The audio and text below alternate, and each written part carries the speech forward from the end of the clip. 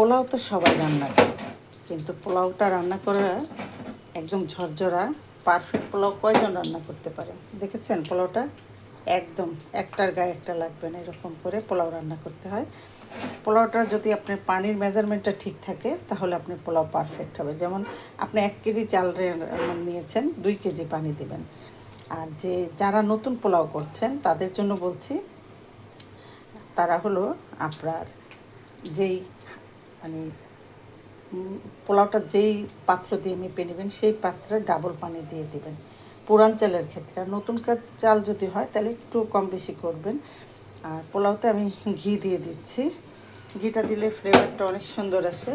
এটা একদম উঠানোর আগ মুহূর্তে আমি দিয়ে দিই। পোলাও খেতে কিন্তু দারুণ লাগে। আমার পোলাও অনেকেই বলেন যে কোনো কিছু লাগে না, রোস্ট পোলাও মানে কোরমা কিছুই লাগবে না, শুধু এমনি খাওয়া যায় আপনার পোলাও, এত টেস্ট হয়। তাই আপনাদের সাথে একটু শেয়ার করা। পানির মেজারমেন্টটা তো বলেই দিলাম কিভাবে দিবেন। পানির মেজারমেন্ট ঠিক না থাকলে পোলাও কিন্তু ঠিক হবে না। তাই আমার আজকে পোলাও রেডি হয়ে গেল, সেটাই আপনাদের সাথে একটু শেয়ার করলাম। কেউ হয়তো পোলাওতে কিশমিশ, তারপরে আপনার অনেকে বাদাম এগুলো খেয়ে থাকেন। তা আমি বাদাম পেস্টটা দিয়েছি, কিন্তু পেস্ট করে পানির সাথে মিক্সড করে দিয়েছি। কেউ আস্তও দিতে পারেন ইচ্ছা করলে, যার যার এটা মনের ব্যাপার।